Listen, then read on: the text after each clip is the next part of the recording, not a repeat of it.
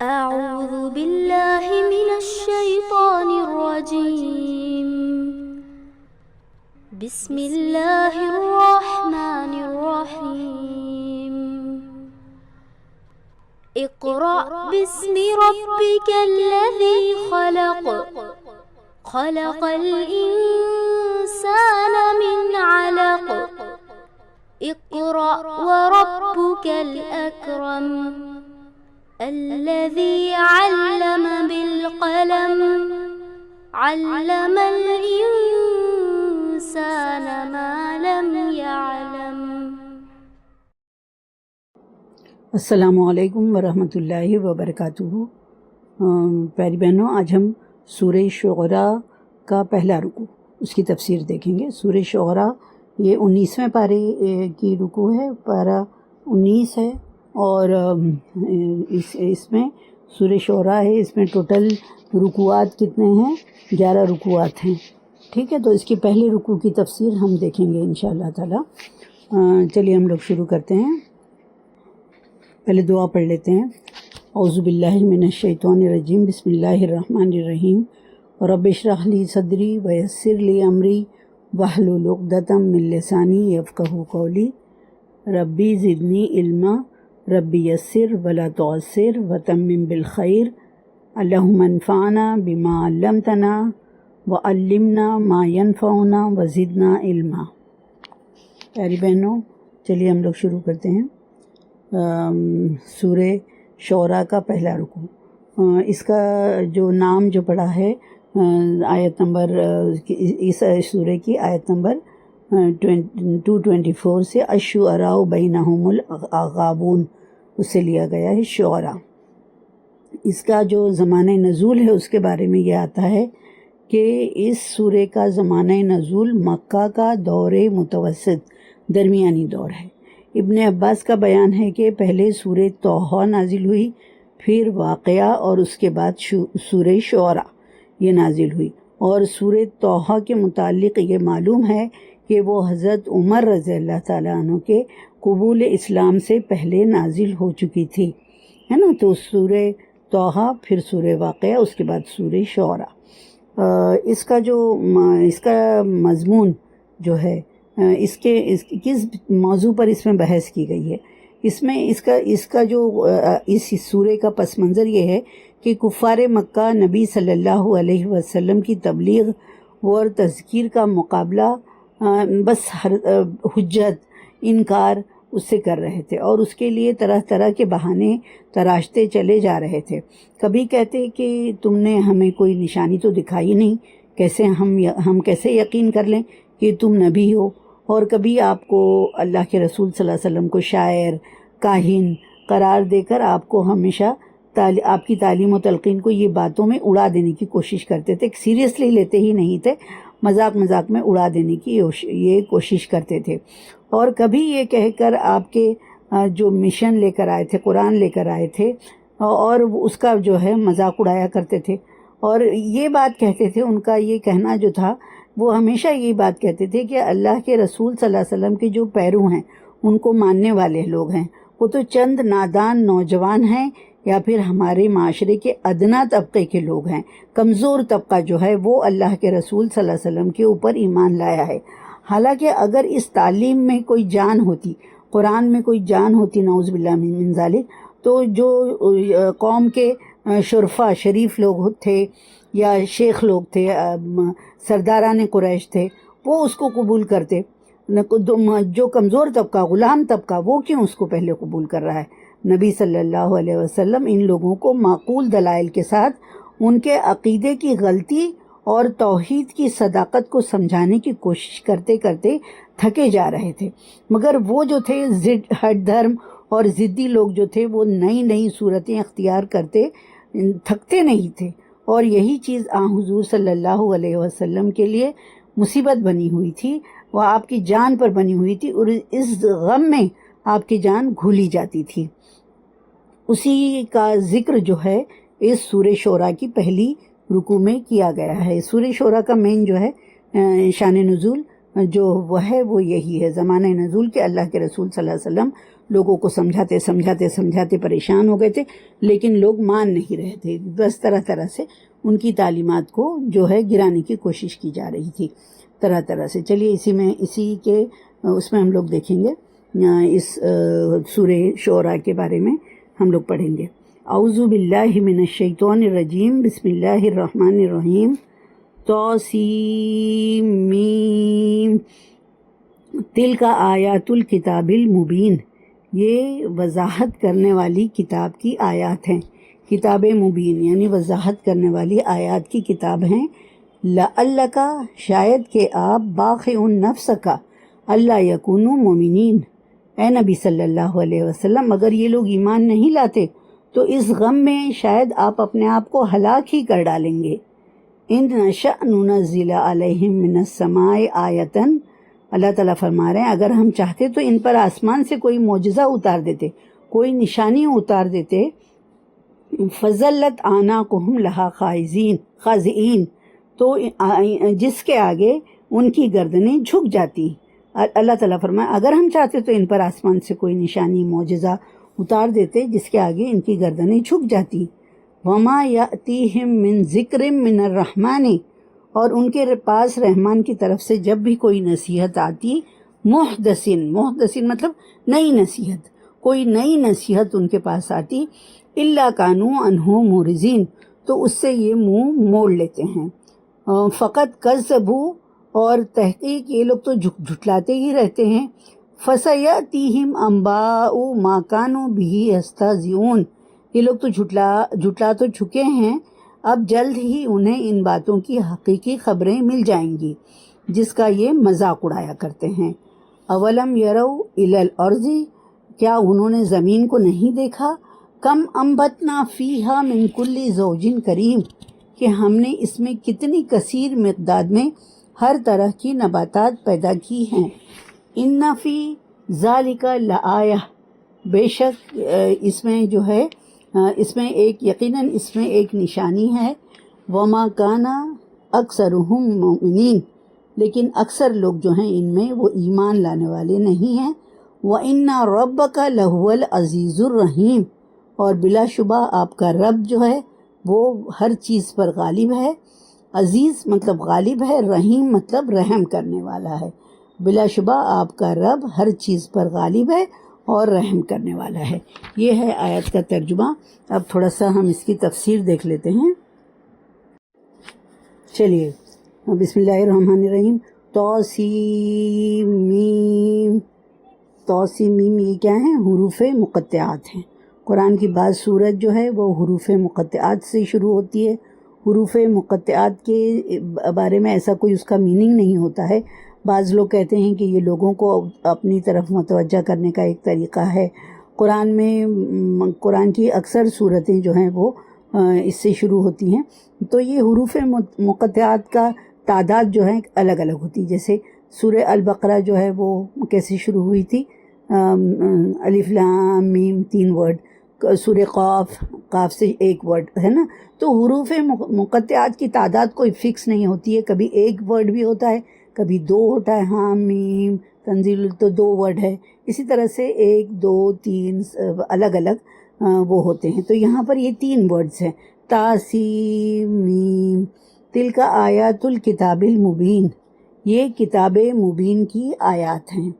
کتاب مبین یعنی یہ آیات جو ابھی اس سورے میں پیش کی جا رہی ہیں اس کتاب کی آیات ہیں، جو ایسی کتاب ہے وہ مطلب قرآن کی آیات ہیں، اور وہ قرآن کی آیات ایسی ہیں جو اپنا مدعا جو ہے بیان کرنے کی وجہ جو ہے وہ صاف صاف کھول کر بیان کرتی ہے، جسے پڑھ کر یا سن کر ہر شخص سمجھ جاتا ہے کہ وہ کس چیز کی طرف ہم کو بلا رہی ہے اور کس چیز سے ہم کو روک رہی ہے، کس چیز کو یہ کتاب کے مضامین جو ہیں وہ کس چیز کو حق کہتے ہیں اور کسے باطل کہتے ہیں۔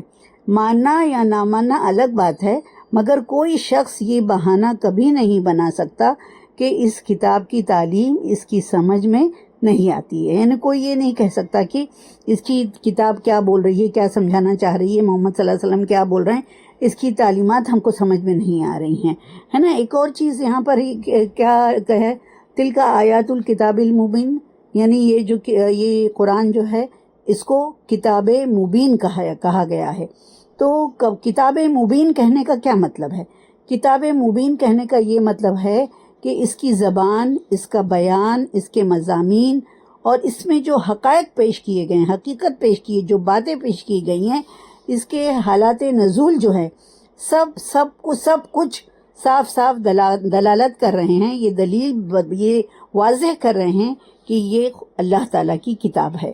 یعنی کوئی شک نہیں ہے اس کے اندر کہ یہ کسی اور کی لکھی ہوئی کتاب ہے، یا اللہ کے رسول صلی اللہ علیہ وسلم نے خود اس کو گڑھ لیا ہے، یا اللہ کے رسول صلی اللہ علیہ وسلم کہیں سے سیکھ کر آتے ہیں اور یہ اس کو پھر واضح کر لوگوں کو بتاتے ہیں۔ ایسی کوئی بات نہیں ہے۔ قرآن کو جو پڑھے گا وہ یہ سمجھے گا کہ یہ اللہ کی طرف سے نازل کی ہوئی کتاب ہے، یہ اللہ رب العالمین کی ہی کتاب ہے، اور اس لحاظ سے اس کا جو ہر جملہ، ہر آیت، ہر فقرہ جو ہے وہ اس میں ایک نشانی اور معجزہ ہے نا۔ ہر نشانی ایک معجزہ، ہر آیت ایک معجزہ ہے۔ کوئی شخص جو ہے وہ عقل سے تھوڑا سا بھی کام لے گا تو اسے محمد صلی اللہ علیہ وسلم کی نبوت کا یقین کرنے کے لیے کسی اور نشانی کی ضرورت نہیں پڑے گی۔ یہ جو کتاب مبین مطلب القرآن کی یہی آیات، یہی نشانیاں اسے مطمئن کر دینے کے لیے کافی ہیں۔ اسے یقین آ جائے گا کہ یہ اللہ کی طرف سے نازل کردہ کتاب ہے۔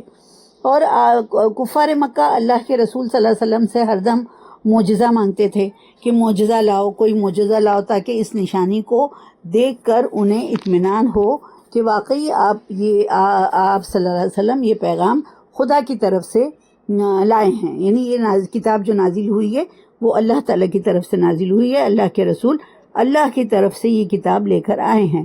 تو فرمایا گیا کہ اگر حقیقت میں کسی کو ایمان لانے کے لیے نشانی کی طلب ہے تو کتاب مبین کی یہ آیات موجود ہیں۔ اگر تم نشانی مانگتے ہو تو تم کو کہیں دور جانے کی ضرورت نہیں ہے۔ یہ جو قرآن ہے، یہ کتاب مبین کی یہ آیات ہیں، یہ جو تمہارے سامنے موجود ہیں، اسی پر غور و فکر کرو، اسی پر ذرا سا تم گہرائی میں جاؤ اور سوچو۔ اور اسی طرح کفار مکہ جو ہے وہ نبی صلی اللہ علیہ وسلم پر الزام رکھتے تھے کہ آپ شاعر ہیں، کاہن ہیں، اور تو اس میں یہ فرمایا گیا ہے کہ یہ کتاب کوئی معمہ نہیں ہے، معمہ تو ہے نہیں، صاف صاف کھول کر اپنی تعلیم پیش کر رہی ہے، صاف صاف اپنے مقصد کو بیان کر رہی ہے۔ تم خود ہی آنکھ کھول کر دیکھ لو، دماغ کو کھول کر دیکھ لو کہ یہ تعلیم جو ہے کسی شاعر یا کسی کاہن کی ہو سکتی ہے، کہیں اور جانے کی ضرورت نہیں۔ تم خود ذرا سا اس کے اوپر غور و فکر کرو تو تم کو سمجھ میں آئے گا کہ یہ اللہ تعالیٰ کی طرف سے نازل کردہ کلام ہے نا۔ تو کیا یہ جو ہے توسیم تلک آیات الکتاب المبین، یہ کتاب مبین کی آیات ہیں، اس میں یہ چیز صاف صاف بیان کر دی گئی ہے کہ لعلک، اب آگے دیکھتے ہیں، آگے والی آیت دیکھتے ہیں کہ لعلک باخع نفسک الا یکونوا مؤمنین، اے محمد صلی اللہ علیہ وسلم شاید تم اس غم میں اپنی جان کھو دو گے کہ یہ لوگ ایمان نہیں لاتے ہیں، ہے نا۔ تو یہ جو آیت ہے لعلک باخع نفسک، تو نبی صلی اللہ علیہ وسلم کی اس حالت کا ذکر قرآن مجید میں مختلف مقامات پر کیا گیا ہے۔ مثلا سورہ کہف، الحمدللہ ہم لوگ سب لوگ ہر جمعہ کو سورہ کہف کی تلاوت کرتے ہیں۔ سورہ کہف میں ایک آیت ہے، اس میں یہ فرمایا گیا ہے کہ فَلَعَلَّكَ بَاخِعٌ نَفْسَكَ عَلَىٰ آثَارِهِمْ إِن لَّمْ يُؤْمِنُوا بِهَٰذَا الْحَدِيثِ أَسَفًا۔ اس کا ترجمہ یہ ہے کہ شاید تم ان کے پیچھے غم کے مارے اپنی جان کھو دینے والے ہو اگر یہ اس تعلیم پر ایمان نہ لائے۔ یہ سورہ کہف کی آیت ہے۔ سورہ فاطر میں بھی اللہ تعالیٰ نے فرمایا ہے کہ ان لوگوں کی حالت پر رنج اور افسوس میں تمہاری جان نہ گھلے، اس آیت 8 میں، سورہ فاطر کی آیت 8 میں۔ تو ان آیات کو دیکھ کر یہ اندازہ ہوتا ہے کہ اس دور میں اپنی قوم کی گمراہی اور ضلالت اور جو اس پستی میں جو گری ہوئی تھی اور اس کی ضد اور ہٹ دھرمی اور اصلاح کی ہر کوشش کے مقابلے میں وہ کیا کر رہے تھے؟ اس کا انکار ہی کر رہے تھے، اس کا مقابلہ کر رہے تھے اور وہ مزاحمت کر رہے تھے۔ تو اللہ کے رسول صلی اللہ علیہ وسلم یہ دیکھ کر نبی صلی اللہ علیہ وسلم اپنے شب و روز بہت ان کے دکھ اور تکلیف میں گزار رہے تھے، اور یہ ان کا یہ تھا کہ نبی صلی اللہ علیہ وسلم ہر وقت یہ چاہتے تھے. تو قرآن یہ کہہ رہا ہے کہ اس کا مطلب یہ ہے کہ تم پوری طرح سے اپنی آپ کو ذبح کر ڈالنے پر تیار بیٹھے ہو. لعلک باخع نفسک، یعنی تم جو ہے ہر چیز ان کے ایمان نہ قبول کرنے پر تم اپنے آپ کو ہلاک کرنے کے لیے تیار بیٹھے ہو. یہ جو ہے یہ عمل جو ہے تم ان کے وہ کہتے ہیں نا کہ وہ ایمان نہیں رہے اور تم اپنے آپ کو ہلاک کیے جا رہے ہو. تو بہنوں یہ جو ہے لعلک باخع نفسک الا یکونوا مؤمنین، تو کفار کے ایمان نہ لانے پر آپ کی پریشانی کی وجہ کیا تھی؟ تو اس کی یہ تھی، اللہ کے رسول صلی اللہ علیہ وسلم کی یہ انتہائی آرزو تھی کہ کفار مکہ ایمان لے آئیں، اور جب وہ ایمان لانے کے بجائے وہ مخالفت پر اتر آتے تھے، جب ان کی انکار کی روش وہ لوگ اختیار کرتے تھے، تو اللہ کے رسول صلی اللہ علیہ وسلم کو بہت زیادہ صدمہ ہوتا تھا. کیوں صدمہ ہوتا تھا؟ اس کی وجہ یہ تھی کہ آپ جو ہے اللہ کی راہ میں نہایت آپ اللہ کے بندوں سے بہت زیادہ محبت کرنے والے تھے. ان کے لیے اپنے دل میں بہت شفیق جذبہ رکھتے تھے، ان کے لیے ہمدرد تھے، مشفق تھے اللہ کے رسول صلی اللہ علیہ وسلم. اور آپ صلی اللہ علیہ وسلم کو یہ بات پتہ تھی، آپ جانتے تھے کہ یہ لوگ اگر میری مخالفت کریں گے تو یہ جہنم کا ایندھن بننے والے ہیں، لہٰذا آپ کو ان کی اس مخالفت سے بہت دکھ ہوتا تھا. دوسری وجہ یہ تھی کہ انسان جس کام میں اپنی تمام کوششیں صرف کر رہا ہے، اگر اس کا کوئی پازیٹیو نتیجہ نظر نہیں آتا تو وہ مایوس ہو جاتا ہے اور اسے سخت صدمہ پہنچتا ہے. اس وجہ سے اللہ کے رسول صلی اللہ علیہ وسلم ان کے رویے کو، کفار مکہ کے رویے کو دیکھ کر اللہ کے رسول صلی اللہ علیہ وسلم کو سخت صدمہ پہنچ رہا تھا. اس کی تیسری وجہ، ایک اور وجہ یہ تھی کہ اللہ کے رسول صلی اللہ علیہ وسلم یہ سوچتے تھے کہ اگر یہ لوگ اسلام قبول کر لیتے تو اسلام کو خاصی تقویت پہنچ سکتی تھی، طاقت مل سکتی تھی. اور یہ دوسری ایک وجہ یہ بھی تھی کہ مسلمان جو تھے ان کو یہ جو لوگ ایمان قبول کر لیتے تھے تو وہ مسلمانوں کو یہ لوگ ایذا دیتے تھے، ستاتے تھے، ان کی مشکلات میں مزید اضافہ کر رہے تھے. تو یہی ساری وجہ تھیں. اللہ کے رسول سوچتے تھے کہ اگر کفار کے انکار پر اللہ کے رسول سوچتے تھے کہ اگر وہ لوگ مان لیں، اگر وہ لوگ ایمان لے آئیں، اور وہ جو اللہ کے رسول اسی وجہ سے ان کے انکار پر شدید غمگین ہو جاتے تھے. تو اس آیت میں اللہ تعالیٰ نے آپ کو تسلی دیتے ہوئے فرمایا ہے کہ آپ ان لوگوں کی ایمان نہ لانے پر اپنے آپ کو ہلکا نہ کریں. انہیں راہ راست پر لانا آپ کے ذمے نہیں ہے. جو کام آپ کے ذمے ہے وہ آپ کر ہی رہے ہیں. آپ انہیں ان کے حال پر چھوڑ دیجئے. ان سے نمٹنا میرا کام ہے، آپ بس اپنا کام کرتے جائیے، ہے نا. آپ کے ذمے کیا ہے؟ لوگوں تک پہنچا دینا ہے نا. جو بھی اللہ تعالیٰ کی طرف سے آپ پر نازل ہوتا ہے وہ لوگوں تک پہنچا دینا ہے. لوگوں کا ایمان لانا یا نہ لانا یہ آپ کی ذمہ داری نہیں ہے. آپ کا ذمہ بس یہی ہے کہ آپ ان لوگوں تک پہنچا دیں. تو اللہ کے رسول صلی اللہ علیہ وسلم وہ کام کر رہے تھے، مگر اگر وہ لوگ نہیں مان رہے تھے تو اللہ کے رسول صلی اللہ علیہ وسلم کو اس سے کافی تکلیف ہو رہی تھی. لعلک باخع نفسک الا یکونوا مؤمنین، اے نبی صلی اللہ علیہ وسلم اگر یہ لوگ ایمان نہیں لاتے تو اس غم میں شاید آپ اپنے آپ کو ہلاک ہی کر ڈالیں گے.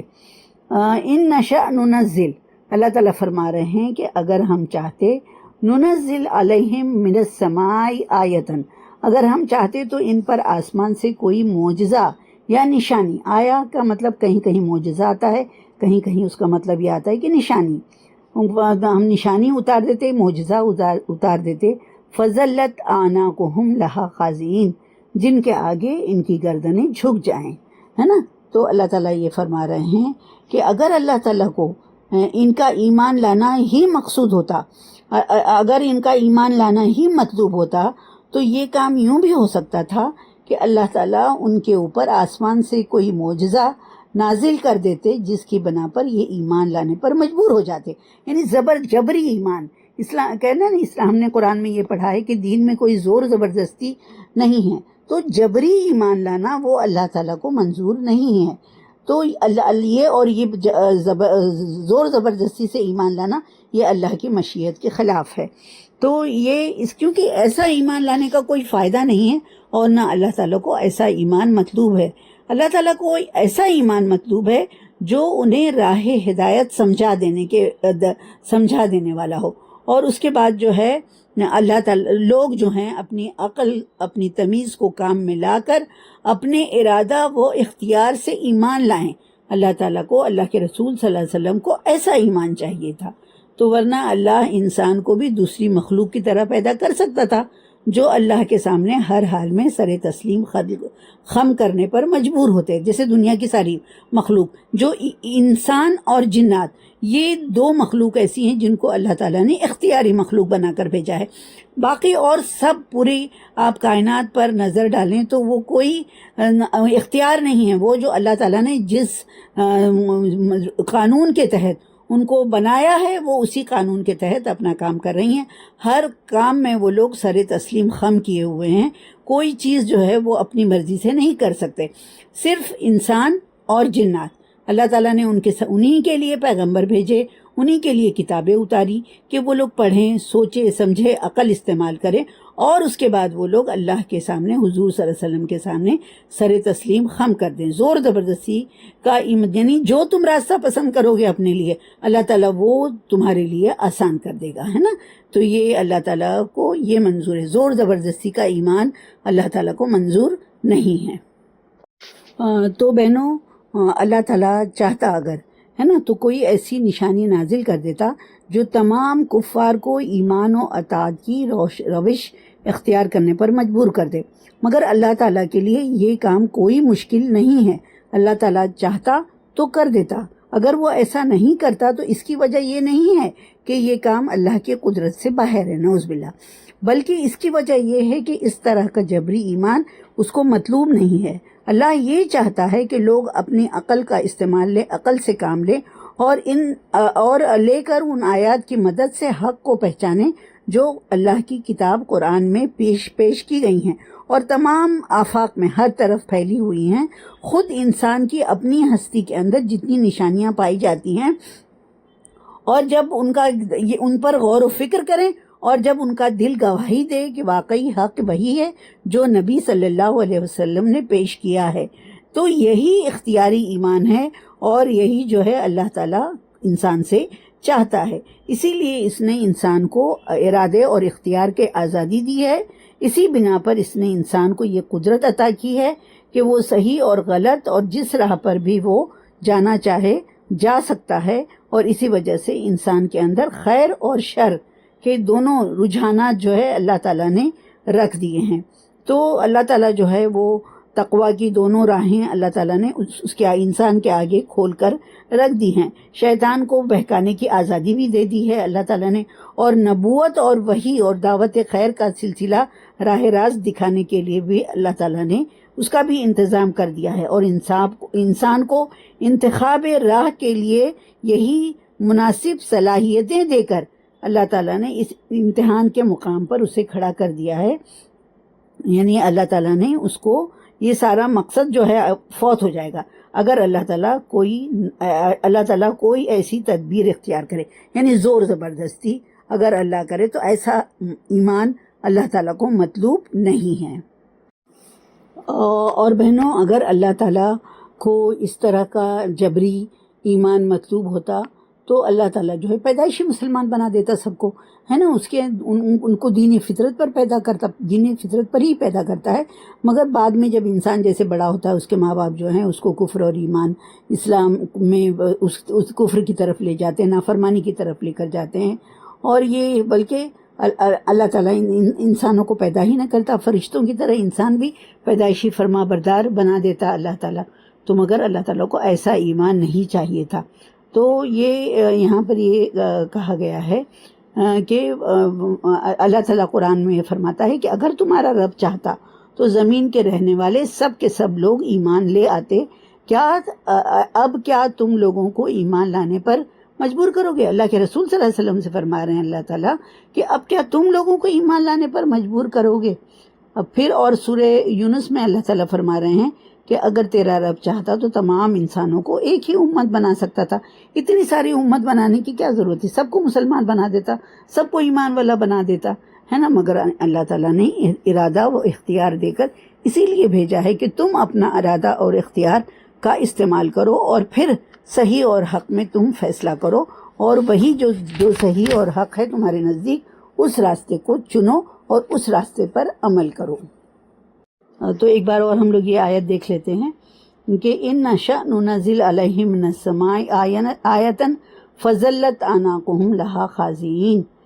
اللہ تعالیٰ فرماتے ہیں کہ اگر ہم چاہیں تو آسمان سے ایسی نشانی نازل کر سکتے ہیں کہ ان کی گردنیں اس کے آگے جھک جائیں۔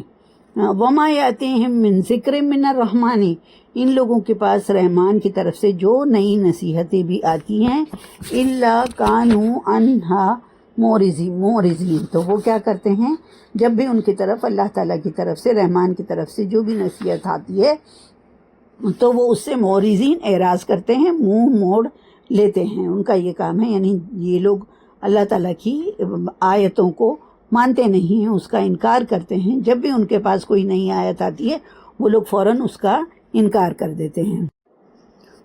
تو دیکھیے بہنوں، یہاں پر یہ لکھا ہوا ہے کہ جب بھی اللہ تعالیٰ ان کے پاس آسمان سے کوئی نشانی اتارتا ہے، کوئی معجزہ اتار دیتے ہیں جس کے آگے ان کی گردنیں جھک جائیں، تو یہ اللہ تعالیٰ فرما رہے ہیں یعنی ان لوگوں کا حال یہ ہے کہ ان کو سمجھانے اور راہ راست دکھانے کی جتنی بھی کوشش کی جاتی ہے تو وہ اس کا مقابلہ کہ بے رخی کے ساتھ اس کا مقابلہ کرتے ہیں۔ ان کا علاج یہ نہیں کہ ان کے دل زبردستی ایمان اتارنے کے لیے اللہ تعالیٰ آسمان سے نشانیاں نازل کرے، بلکہ ایسے لوگ اس بات کے مستحق ہیں کہ جب انہیں سمجھانے کا حق پورا ادا کر دیا جائے اور وہ بے رخی کرتے جائیں، تو انکار کرتے جائیں، تو وہ کیا کرتے ہیں، حقیقت میں وہ یہ کرتے ہیں کہ مذاق اڑانے پر تو اتر آتے ہیں۔ تو ان کا انجام بد، یعنی اگر تم انکار کرو گے، اللہ کی آیت کو جھٹلاؤ گے، تو زبردستی ایمان لانا ان کا علاج نہیں ہے، بلکہ ان کا علاج یہ ہے کہ انہیں انجام بد دکھا دیا جائے، انہیں انجام بد سمجھا دیا جائے، اس کا نتیجہ کیا ہوگا وہ ان کو بتا دیا جائے۔ ان کی ساری جو ہے ان کو یہ وہ کہتے ہیں نا کہ دنیا میں وہ حق کی آنکھوں سے ساری یہ سب نشانیاں اللہ کے رسول کو انکار کر رہے ہیں، وہ لوگ ستائے جا رہے ہیں، مذاق اڑایا جا رہا ہے اس کا پھر اللہ تعالیٰ ان کے اوپر عذاب علیم نازل کرے گا اور تباہ و برباد کر رکھ دے گا۔ اور اس شکل میں بھی ان کے سامنے آ سکتا ہے کہ چند سال میں انہیں اپنی غلطیاں جو ہے وہ نظر آ جائیں، وہ موت کے اس میں چلے جائیں، یا اللہ تعالیٰ آسمان سے ان کے اوپر عذاب نازل کر دے۔ اور جو انبیاء علیہ السلام ان کے سامنے یہ تعلیمات پیش کر رہے ہیں اسلام کے بارے میں، جیسے یہ ہنسی مذاق میں اڑا دیا کرتے ہیں، تو اس کا انجام جو ہے ان کے سامنے آنے میں زیادہ دیر نہیں لگے گا۔ اللہ تعالیٰ انہیں بہت جلد ان کے انجام دکھا دینے والا ہے نا، اللہ تعالیٰ یہی فرما رہے ہیں۔ ایک بار اور ہم دیکھ لیتے ہیں اس کا کہ ان نشاء، اگر ہم چاہیں تو ننزل علیہم من السماء آیۃ، اگر ہم چاہتے تو ان پر آسمان سے کوئی معجزہ اتار دیتے، فظلت اعناقہم لہا خاضعین، تو جس کے آگے ان کی گردنیں جھک جاتی ہے نا۔ اگر اللہ تعالیٰ کو جبری ایمان منظور ہوتا تو اللہ تعالیٰ زبردستی ان کو ایمان لانے پر مجبور کر دیتا۔ وما یاتیہم من آیۃ، لیکن جب بھی ان کے پاس کوئی آیت آتی ہے، من ذکر من الرحمن، رحمان کی طرف سے جو بھی کوئی نصیحت آتی ہے، نئی نصیحت، کوئی رحمان محدثین کوئی نئی نصیحت آتی ہے، تو الا کانوا عنہا معرضین، تو وہ یہ کیا کرتے ہیں، اس سے اعراض کرتے ہیں، اس سے منہ موڑ لیتے ہیں۔ حالانکہ ان کو یہ اتنے بدبخت واقع ہوئے ہیں کہ اللہ کی طرف سے جو بھی آیات، جو بھی معجزہ آتا ہے، وہ اس پر غور و فکر ہی نہیں کرنا چاہتے، وہ اس پر توجہ ہی نہیں دینا چاہتے، بلکہ وہ ان آیات کا مذاق اڑانا چاہتے ہیں، مذاق اڑانا شروع کر دیتے ہیں اور اس کو سیریسلی نہیں لیتے ہیں۔ تو وہ یہی بات یہاں پر کہی گئی ہے کہ وہ اس سے منہ موڑ لیتے ہیں اور اس کو تکذیب کیے جاتے ہیں، اس سے اعراض برتتے ہیں۔ فقط کذبوا، تو اللہ تعالیٰ فرما رہے ہیں یہاں پر کہ یہ لوگ فقط کذبوا فسیأتیہم انباء ما کانوا بہ یستہزئون، اللہ تعالیٰ فرما رہے ہیں یہ لوگ تو انہوں نے جھٹلا چکے ہیں، یہ لوگ تکذیب تو کر ہی چکے ہیں۔ فسیأتیہم انباء، انباء یہ نبا سے نکلا، خبریں، ہے نا. تو اب جلد ہی انہیں ان باتوں کی حقیقی خبریں مل جائیں گی ما کانوا بہ یستہزئون، جس کا یہ مذاق اڑایا کرتے ہیں. تو یعنی یہ لوگ جو ہے ان کے بارے میں یہ آ رہا ہے کہ اللہ تعالیٰ یہ لوگ تو انکار کیے چلے جا رہے ہیں. جب بھی ان کے پاس اللہ تعالیٰ کی طرف سے کوئی خبر ملتی ہے تو وہ فوراً اس کا مذاق اڑانا شروع کر دیتے ہیں. تو دیکھیے بہنوں، فقط کذبوا، تو یہ تحقیق کہ یہ لوگ جھٹلا چکے ہیں پہلے بھی. فسیأتیہم انباء ما کانوا بہ یستہزئون، تو جلد ہی عنقریب جلد ہی انہیں ان باتوں کی حقیقی خبریں مل جائیں گی جن کا یہ مذاق اڑایا کرتے تھے، ہے نا. تو یعنی یہ لوگ تو بار بار سمجھانے کے باوجود اپنی ضد اور ہٹ دھرمی اور مخالفت پر اڑے بیٹھے ہیں. اب ان لوگوں کا یہ علاج نہیں ہے کہ کوئی معجزہ ان پر نازل کیا جائے اور زبردستی ان کو ایمان لانے پر مجبور ہو جائیں. اللہ تعالیٰ فرما رہے ہیں کہ ان کا علاج صرف یہ رہ گیا ہے کہ اب وہ سیدھے طریقے سے نہیں مان رہے ہیں. تو عنقریب انہیں ایسی بھی خبریں ملتی رہیں گی جن سے ان کو واضح طور پر معلوم ہو جائے گا کہ جن باتوں کا یہ مذاق اڑایا کرتے ہیں وہی باتیں برحق ہیں، صحیح ہیں، درست ہیں. تو اور اس کی ایک شکل یہ ہے کہ ان کے تمام تر جو انکار والی کوششیں یہ لوگ کر رہے ہیں اس کے باوجود اسلام کو غلبہ نصیب ہوتا چلا گیا، اور یہ ہر میدان میں ہارتے رہے، مات کھاتے رہے. کس سے؟ وہ مٹھی بھر چند مسلمانوں سے. وہ لوگ یہ اللہ تعالیٰ کو یہ راستہ نظر آیا کہ یہ لوگ نہیں مان رہے ہیں، سیدھی طرح سے نہیں مان رہے ہیں.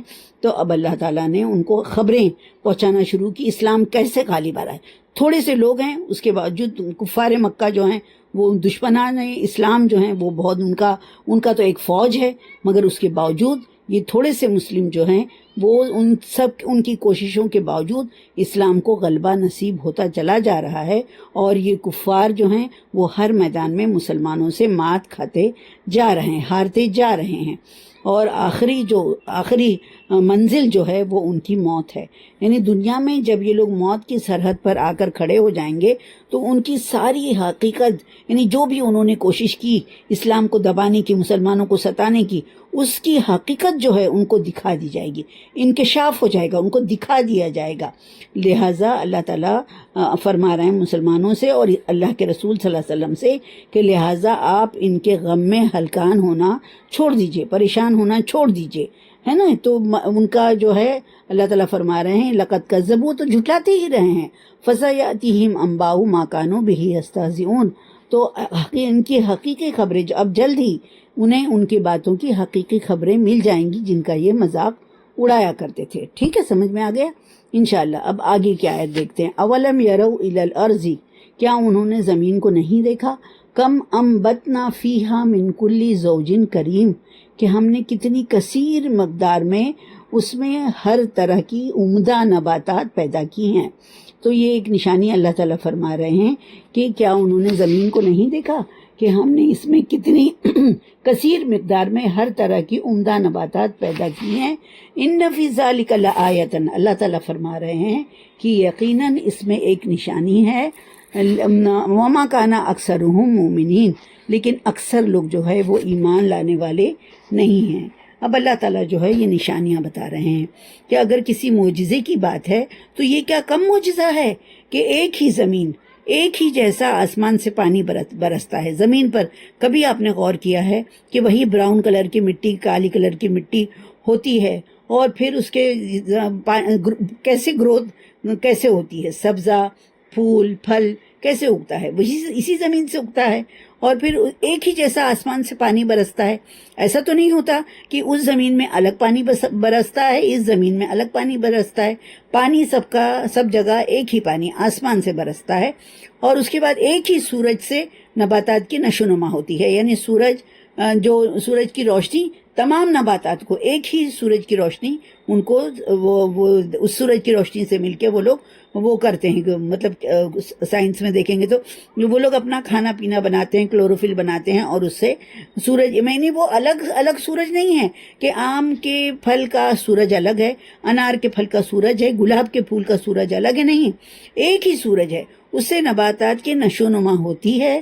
لیکن نباتات ساری ایک جیسی نہیں ہوتی ہیں، ہزاروں قسم کی نباتات ہوتی ہیں، کہیں رنگ برنگے پھول کھل رہے ہیں، کہیں لہلہاتی کھیتیاں ہیں، اور کہیں ان کی خوشبو سے زمین مہک اٹھتا ہے۔ پھر اس میں اس نباتات میں اور جو بھی جہاں کے باشندوں کے لیے تمام ضروریات جو ہے اسی زمین سے، انہی نباتات سے ایک خاص مناسبت سے ہوتی ہے۔ یعنی دیکھیے، ایک یہ بھی اللہ تعالیٰ کا بہت بڑا انعام ہے کہ جیسے کوکن کے رہنے والے ہیں تو وہ چاول کھاتے ہیں، تو وہاں پر چاول کی پیداوار جو ہے وہ زیادہ ہوتی ہے نا، اور وہاں عرب والے وہاں کھجور کی پیداوار زیادہ ہوتی ہے، جو سمندر کے کنارے جو علاقے ہوتے ہیں وہاں ناریل کی پیداوار زیادہ ہوتی ہے۔ یعنی انسان کی ضرورت کے مطابق جو ہے جو وہ ہوتی ہے، پھل سبزہ فروٹس جو بھی اگتا ہے تو ان کی ضروریت کے مطابق ایک خاص مناسبت سے اگتا ہے۔ نباتات کے بے شمار انواع و اقسام ہیں، اور یہ بھی اللہ تعالیٰ کی مقرر کردہ قوانین کے تحت ہی اگتی اور بڑھتی اور پھلتی پھولتی رہتی ہیں، اور اس میں بھی ایک خاص قسم کا نظم و ضبط جو ہے پایا جاتا ہے۔ غرض نباتات میں غور و فکر کا اتنا وسیع میدان موجود ہے کہ یہ علم کی ایک شاخ بن چکا ہے نا، جیسے باٹنی وہ پڑھیے، یہ علم کی ایک شاخ بن چکا ہے، اس میں اسی سب کے بارے میں تعلیم حاصل کی جاتی ہے۔ اور اگر غور و فکر کرنے والوں کے لیے قدرت کے نئے سے نئے عجائبات پیش کرتا رہتا ہے نا، یعنی لوگ غور و فکر کرتے ہیں اور نئے ایکسپیریمنٹس کرتے ہیں، اور نئے عجائبات جو ہے عجوبے ان کے سامنے آتے رہتے ہیں۔ اب اگر کوئی شخص ان عجائبات کی طرف توجہ ہی نہ دے تو اسے اللہ کی کوئی نشانی نظر نہیں آ سکتی ہے۔ تو یعنی یہ ساری چیزیں جو ہے اللہ تعالیٰ ان کو، جو ان کے لیے نشانی ہے، جو غور و فکر کریں گے انہی کو یہ ساری نشانیاں نظر آئیں گی۔ جو اندھا بہرا بن کے رہے گا، اپنی اللہ تعالیٰ کی دی ہوئی قوتوں پر کوئی اس کو استعمال میں نہیں لائے گا، تو وہ ان نشانیوں پر اس کو کچھ دکھائی نہیں دے گا، ان نشانیاں اس کو نہ سمجھ ہی میں نہیں آئیں گی۔ انسان کے اپنے اندر دیکھیے اللہ تعالیٰ نے کتنی نشانیاں بنائی ہیں نا، ان پر اگر غور کرے گا تو ان کو کتنی ساری نشانیاں ہیں۔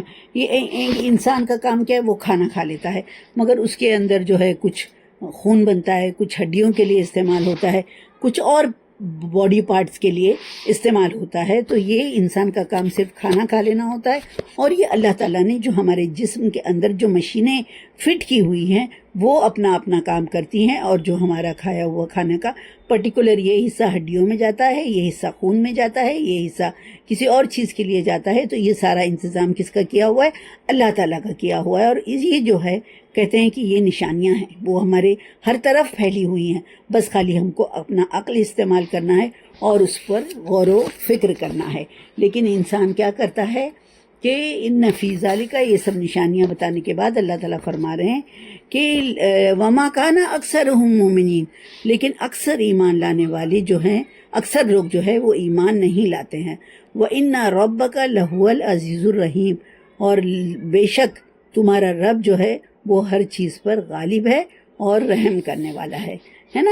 یعنی اللہ کی قدرت، اللہ اس بات پر قدرت رکھتا ہے کہ یہ لوگ جو ضد میں پڑے ہوئے ہیں، انکار کر رہے ہیں، مسلمانوں کو ستا رہے ہیں، اللہ کے رسول کا انکار کر رہے ہیں، اللہ کی آیتوں کا انکار کر رہے ہیں، اگر اللہ چاہتا تو ایسے ضدی اور لوگوں کو فوراً جو ہے دنیا سے ہٹا دیتا، مٹا دیتا، مگر چونکہ اللہ تعالیٰ رحیم ہے اور اللہ تعالیٰ غالب ہے اور رحیم ہے، تو اللہ تعالیٰ انہیں فوراً تباہ نہیں کرتا ہے، بلکہ انہیں سوچنے، سمجھنے اور سنبھلنے کے لیے مہلت دیتا رہتا ہے، تاکہ وہ سمجھ جائیں، اپنی اصلاح کر لیں۔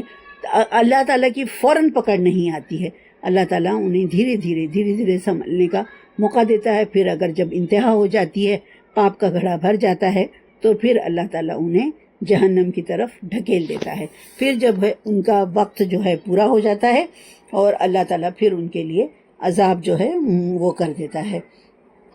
یعنی اللہ تعالیٰ چاہے تو پل بھر میں وہ جو ہے وہ اس کو پکڑ سکتا ہے نا، پل بھر میں اسے مٹا کر رکھ سکتا ہے، لیکن یہ اللہ تعالیٰ اس کے باوجود، ان کے انکار کے باوجود، یہ اللہ کا رحم ہے کہ اللہ تعالیٰ سزا دینے میں جلدی نہیں کرتا ہے، وہ ڈھیل دیتا رہتا ہے، سوچنے سمجھنے اور سنبھلنے کے لیے مہلت دیے جاتا ہے، اور عمر بھر کے نافرمانیوں کو ایک توبہ پر معاف کر دینے کے لیے تیار بیٹھا رہتا ہے۔ یعنی انسان اتنا زیادہ نافرمانیاں کر رہا ہے اور اس کے باوجود ایک بار توبہ کر لے گا تو کہتے ہیں نا اللہ تعالیٰ اللہ کے رسول صلی اللہ علیہ وسلم نے فرمایا کہ اللہ تعالیٰ فرماتے ہیں کہ اگر تمہارا گناہ احد کے پہاڑ کے برابر بھی ہے تو اللہ تعالیٰ وہ معاف کر دے گا، ہے نا۔ تو بس وہ انسان کو مطلب جاگ جائے، اسے احساس ہو جائے کہ اس نے کیا کیا غلطیاں کی، کیا کیا گناہ کیے، اللہ تعالیٰ جو ہے اس کو معاف کرنے کی قدرت رکھتا ہے۔ کتنی بڑی بات یہاں پر کہی گئی ہے کہ اللہ تعالیٰ جو ہے وہ وَإِنَّ رَبَّكَ لَهُوَ الْعَزِيزُ الرَّحِيمُ، یعنی اللہ تعالیٰ جو ہے بہت زبردست بھی ہے اور رحیم بھی ہے، معاف کرتا ہے اللہ تعالیٰ، سنبھلنے کا موقع دیتا ہے اللہ تعالیٰ۔ اللہ تعالیٰ سے دعا ہے کہ اللہ تعالیٰ ہم کو بھی اللہ تعالیٰ ہمارے گناہوں پر توبہ کرنے والا بنائے، ہماری غلطیوں پر معافی مانگنے والا بنائے، اور اللہ تعالیٰ جو ہے ہمارے گناہ معاف کر دے، ہم لوگوں کو ہمارے گناہوں پر ہماری پکڑ نہ کرے، معاف کرنے والا بنائے اللہ تعالیٰ ہم کو۔ صدق اللہ العلی العظیم۔ چلیے ہم لوگ دعا پڑھ لیتے ہیں، قرآن پڑھنے کے بعد کی دعا۔ بسم اللہ الرحمن الرحیم۔ اللہم آنس وحشتی فی قبری، اللہم ارحمنی بالقرآن العظیم واجعلہ لی اماما ونورا وہدا ورحمہ، اللہم ذکرنی منہ ما نسیت وعلمنی منہ ما جہلت وارزقنی تلاوتہ آناء اللیل وآناء النہار واجعلہ لی حجتا یا رب العالمین، آمین یا رب العالمین۔ السلام علیکم ورحمۃ اللہ وبرکاتہ۔